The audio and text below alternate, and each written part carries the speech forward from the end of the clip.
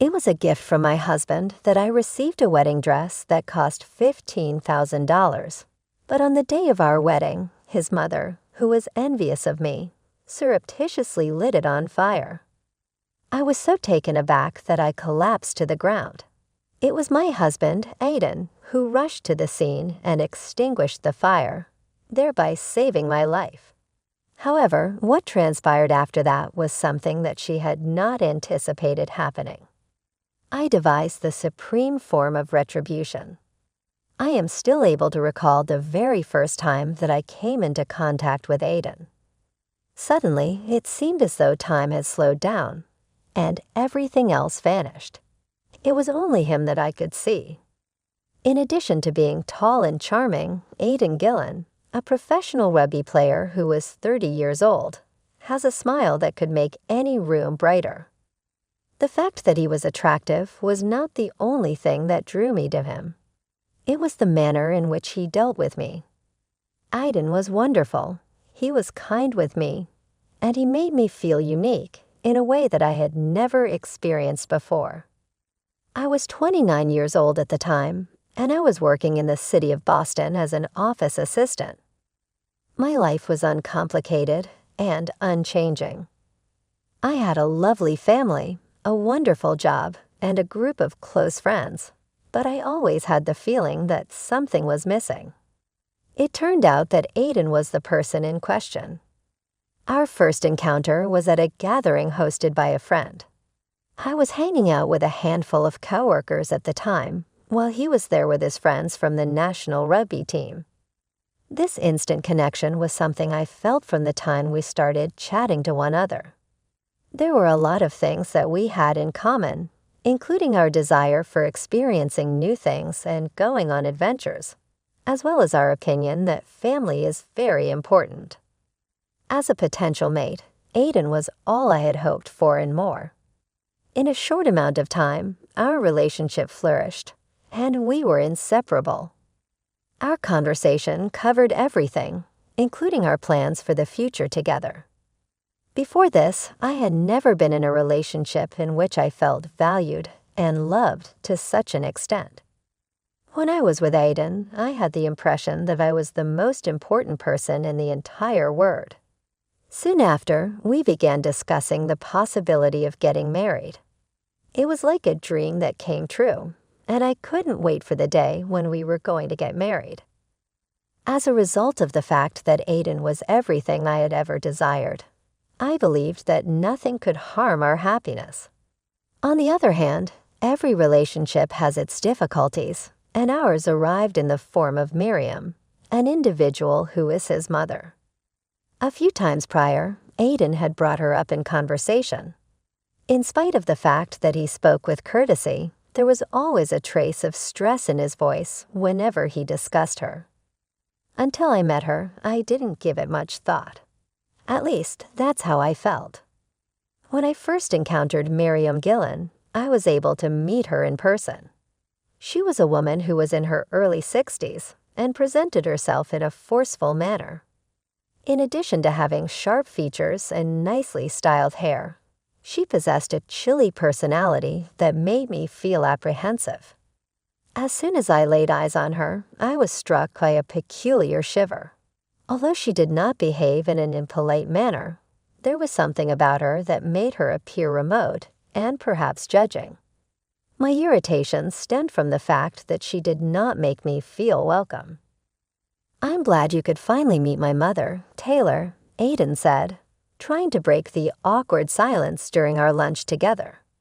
But Miriam barely looked at me when she replied, "Nice to meet you." Her tone was flat, and her eyes didn't stay on me for more than a few seconds. The air felt heavy with discomfort, but Aidan kept reassuring me, "Don't worry about her. She's just a little protective." I wanted to believe him, but I couldn't shake the feeling that something was off with her. A few weeks after that tense meeting, Aidan surprised me with an incredible gift, a wedding dress. Not just any dress, though. It was worth $115,000, a luxurious gown that sparkled and shimmered with every movement. When he gave it to me, I felt overwhelmed with joy. It wasn't just the price that made me happy, it was the thought behind it. Aiden knew how much I dreamed of wearing the perfect dress on my wedding day, and he made that dream come true. The moment I saw the dress, I gasped in disbelief. "Oh my gosh, Aiden, this is amazing." My hands trembled as I ran them over the delicate fabric. "I can't believe you did this for me." He smiled warmly and said, "You deserve it, Taylor. I want everything about our wedding to be perfect for you." But I had no idea that this dress would become more than just a symbol of love. It would bring out something darker. When Miriam found out about the dress, the tension between us grew even stronger. I expected her to be happy for us, but instead, her face went cold as stone when she heard how much Aiden had spent on it. "That dress is too much, Aiden," she said tightly, her voice filled with restraint. "You don't need to spoil her with such extravagant things." "Spoil me?" Her words left me stunned. I never thought of the dress as being about spoiling me. For me, it was about feeling special and loved, but Miriam didn't see it that way. Aiden, however, stood firm. "I don't care, Mom. Taylor deserves this. She's my fiancée, and I love her. This is my choice, and I'm standing by it." The more Miriam disapproved, the colder things felt between us. I didn't want to cause any problems, but the tension between us was impossible to ignore. I couldn't help but wonder, why was she so upset about a dress meant to bring me joy? Then came the wedding day. I walked into the venue wearing my $115,000 dress, and all eyes were on me. Guests admired how beautiful I looked, and I felt proud with Aiden by my side. I was ready to start our new life together. As people came up to congratulate me, I happily shared the story behind the dress. "Aiden gave me this beautiful dress," I said, smiling brightly. The compliments poured in, and I truly felt like the luckiest woman in the world. But then, just as everything felt perfect, Miriam approached me. Her expression was hard to read. She gave me a tight hug and whispered in my ear, "Your time is over now." I froze, unsure of what she meant, but there was no time to think. Suddenly, I felt warmth on my back. Before I could react, I realized my dress was on fire. Screams filled the room, and I spun around in panic. Miriam stood nearby, holding a cigarette lighter, her face calm but with a cold smile. My heart raced as I tried to process what was happening. I looked around desperately for Aiden. He was across the room with some friends, but when he saw the flames, his eyes widened in horror. He pushed through the crowd and ran toward me. The fire spread quickly, burning the outer layers of the dress. Aiden reached me just in time and worked to put out the flames using his jacket to smother them. The heat had seared through the fabric, leaving me with minor burns on my arms. My dress was ruined, but I was alive. "I'm fine, Aiden, really," I said, trying to reassure him, though inside I was shaken to my core. I was in shock. What had just happened? How could Miriam do something so awful? The rest of the wedding felt like a blur. I changed into a simple dress, but the sense of betrayal stayed with me. Something was very wrong, but I didn't fully understand it yet. That night, when Aiden and I got home, I overheard him talking to his mother. Miriam was furious, and her words sent chills through me. She wasn't upset about the dress catching fire. No, she was angry that Aiden had put the fire out. I didn't want to see that expensive dress on her. Miriam shouted, "Why did you even buy her something so extravagant?" In that moment, everything clicked. Miriam's jealousy wasn't just about the dress. She didn't want me to have the spotlight.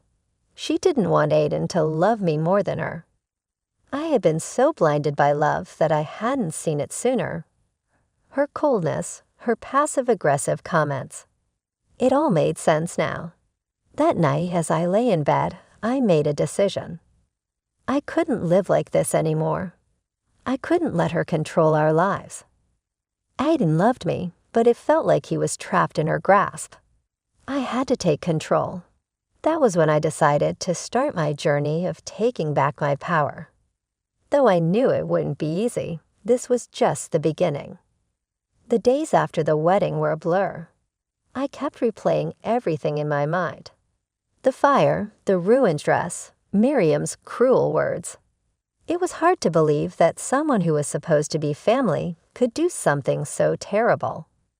Aiden, on the other hand, seemed to shrug it all off like it was no big deal. He acted like nothing had happened, and honestly, I didn't know how to feel about that. The tension between us grew. We tried to act normal, but I couldn't ignore the emotional scars Miriam had left behind.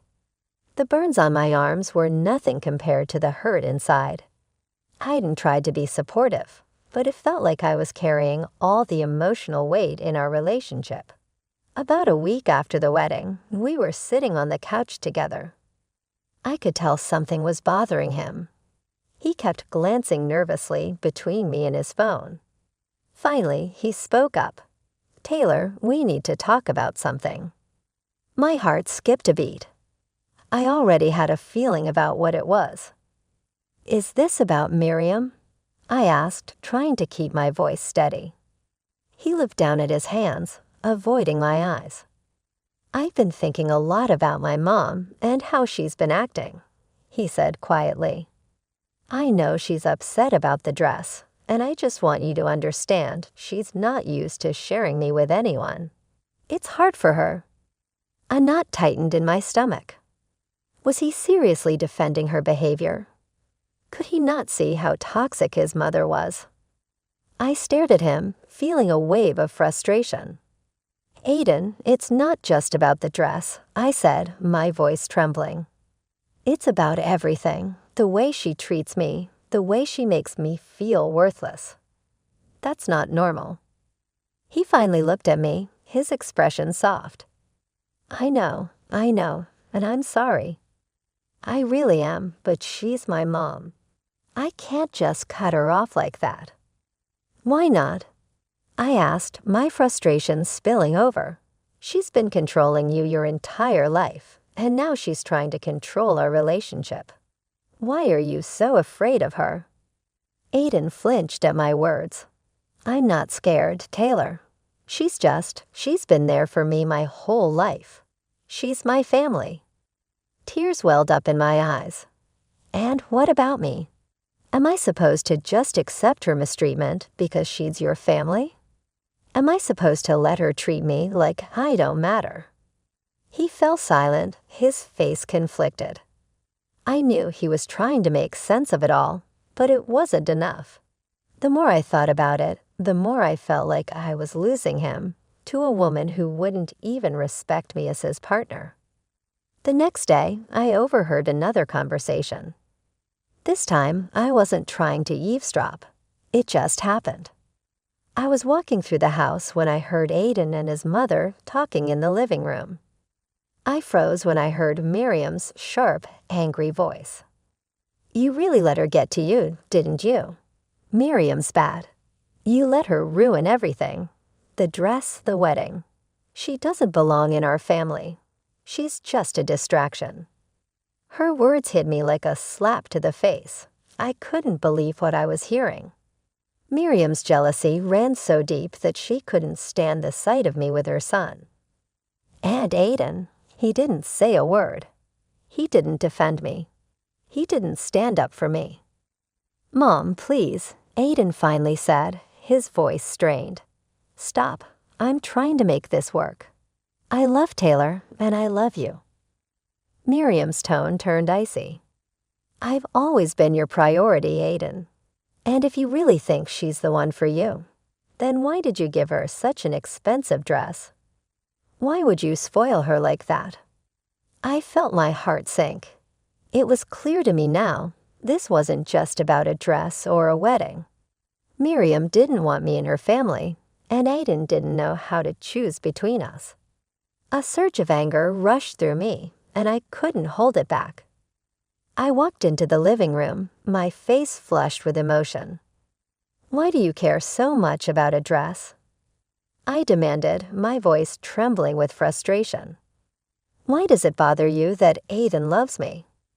Why are you trying to ruin everything between us?" Miriam turned to me, her expression cold and full of disdain. "Because you are a distraction, Taylor. A beautiful, expensive distraction. But you'll never truly be part of this family." Her words hit me like a punch to the chest. How could she say that? How could she treat me like I didn't matter? "Aiden, we need to talk," I said, my voice shaking. "I can't keep living like this. I can't keep pretending that everything's okay when it's not." But Aiden just looked at me, torn and helpless. "Taylor, please." "I'm trying.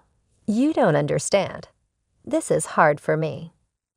I shook my head, feeling the weight of his words. "It's hard for you." I thought bitterly, what about me? I couldn't listen anymore.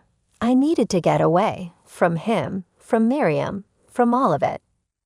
That night, I went to my parents' house, feeling like my whole world was falling apart. I sat in my old bedroom, staring at the ceiling, trying to make sense of everything. It wasn't just about Miriam anymore. It was about Aiden, too. I was starting to see the truth. I couldn't be happy with someone who wouldn't stand up for me. I felt like a stranger in my own relationship. That's when I made my decision. I couldn't live this way anymore. I needed to get away, from Miriam, from Aiden, and from all the manipulation and control. I decided I needed a divorce, but it wasn't just about leaving. I couldn't walk away without confronting the truth about what Miriam had done. I couldn't let her get away with it. I needed to fight back. It wasn't an easy choice. Deciding to divorce Aiden felt like a heavy weight had been lifted, but it also terrified me. I loved him truly, loved him, but I couldn't ignore the reality anymore. Miriam wasn't just controlling, she was toxic. She had no respect for me, and no matter how much Aiden claimed to love me, he would always choose her over me. The way he couldn't stand up to her, the way he let her destroy our relationship, it was something I couldn't ignore anymore. I deserved better, and now I was ready to fight for myself. I spent the next few days at my parents' house, trying to process everything. I felt like I was walking through a thick fog, unable to see clearly. I couldn't stop thinking about the wedding, the fire, and Miriam's cold, calculated words. Her voice echoed in my mind, and every time I replayed the scene, my heart sank all over again. One night, as I lay in bed, an idea came to me. I needed proof, something Aiden couldn't deny, something that would force him to see who his mother really was. The next morning, I grabbed my phone and started going through the footage from the wedding. I had recorded everything, thinking it would be a beautiful memory to look back on. But now, I wasn't sure if I'd ever want to revisit those moments again. As I skimmed through the video, my stomach churned. Then I saw it. In the moment Miriam hugged me, whispering those chilling words in my ear, her hand moved toward her pocket. She pulled out a cigarette lighter. My breath caught in my throat. I had noticed it during the chaos, but there it was, clear as day. Miriam had deliberately set my dress on fire. For a moment, I just stared at the screen, unable to believe it. How could she do this? Why would she do this? But as I thought about it, the truth became clearer. This wasn't just jealousy. Miriam was terrified of losing her control over Aiden. She was willing to do anything, even ruin our lives, to keep her grip on him. With the video as proof, I knew I had to act. I couldn't let her get away with this. I called the police. It wasn't a decision I made lightly, but I didn't have another choice. She had risked my safety, destroyed the most important day of my life, and manipulated Aiden for far too long. It had to stop. The police took my report seriously, and an investigation was launched. It didn't take long for them to gather enough evidence to arrest Miriam. When I got the call telling me she had been taken into custody, I felt a strange mix of emotions: relief because she was finally being held accountable, and anger because she had taken so much from me. This wasn't just about the dress or the fire. It was about everything she had done to try to break me. But now I was finally taking back control of my life. I knew Miriam was finally going to face the consequences for everything she had done to me and Aiden. But I couldn't help feeling angry too. Angry about the pain she caused, and the way Aiden let her actions go unchecked. When Aiden found out about her arrest, he was furious. He called me, shouting and accusing me of ruining his family. But I didn't care anymore. I had tried to be patient, tried to make things work. But I had given him every chance to stand up for me, and he hadn't. In my eyes, he was just as responsible as Miriam. "I can't believe you'd do this to me," Aiden yelled, his voice trembling with rage. "She's my mother, Taylor. She's the only family I have left." "Well, I was your family too," I said, my voice steady but firm. "But I wasn't enough for you, was I? You chose her over me, and you always will." There was silence on the other end of the line. I could hear his heavy breathing, filled with frustration and disbelief. Finally, he spoke again, his voice quieter this time. I don't know what to say." "You don't have to say anything," I replied calmly. "I'm done, Aiden. I can't live like this anymore." And with that, I hung up. I knew it was over. My marriage was over, but instead of feeling broken, I felt free. Free from Miriam, free from Aiden, and free from all the manipulation and control that had held me down for so long. The police eventually charged Miriam with multiple offenses, including endangering my safety. She was sentenced to a long prison term. When I heard the news, I felt a strange sense of justice. I had taken a stand, fought back, and won. But the real victory wasn't her punishment. It was reclaiming my life. I promised myself that I would never let anyone, not even family, control my happiness again. After everything that had happened, I finally felt like I could breathe again. The chaos, the heartbreak, the fire, it was all behind me. For the first time in months, a sense of peace settled over me. But I knew that the hardest part was still ahead. Moving on. Rebuilding my life started slowly. I spent the first few weeks focusing on myself, something I hadn't done in years. My life had always revolved around others, Aiden, his family, and trying to keep everyone happy. But now it was about me. I began reconnecting with old friends I hadn't seen in ages. I spent more time with my own family, the people who truly loved and supported me. For the first time in a long while, I found joy in simply being alone. Piece by piece, I started to rebuild, and with each step, I felt a little stronger. I truly felt strong when I looked at who I had become. I had been through so much, yet here I was, standing tall. I had fought for myself and won. It was a power I had never felt before. I thought my story was over, but then something unexpected happened. A few months had passed since Miriam's arrest. Aiden and I hadn't spoken since that last phone call. I thought he might be angry or try to contact me, but he didn't. Then one afternoon, I got a call from a number I didn't recognize. My heart skipped a beat when I realized it was Aiden. I hesitated before answering, unsure if I was ready for this conversation. "Taylor," he said softly, his voice sounding tired.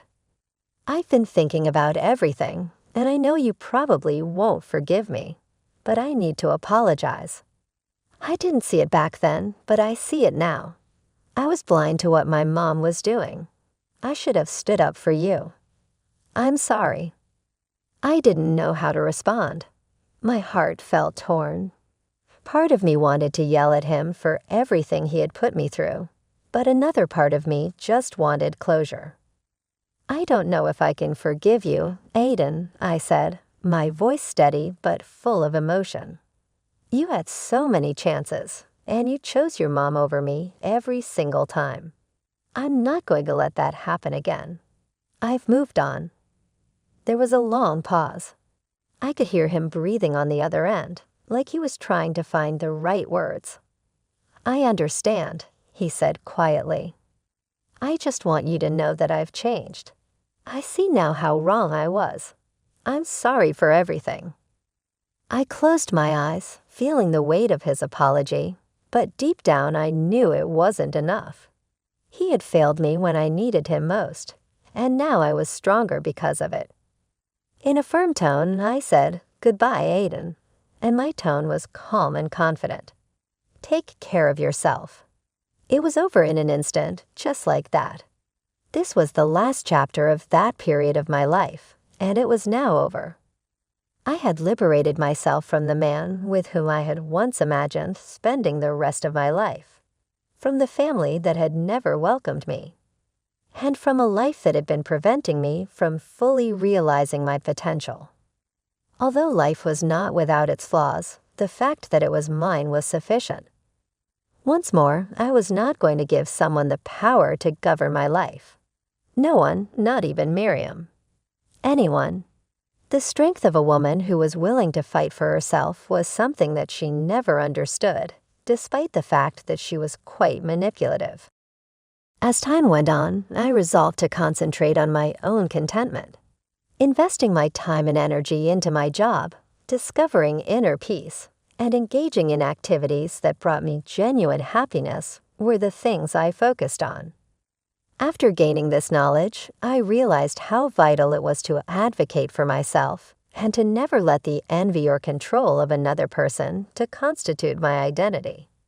A little over a year later, I received information that completely altered my life.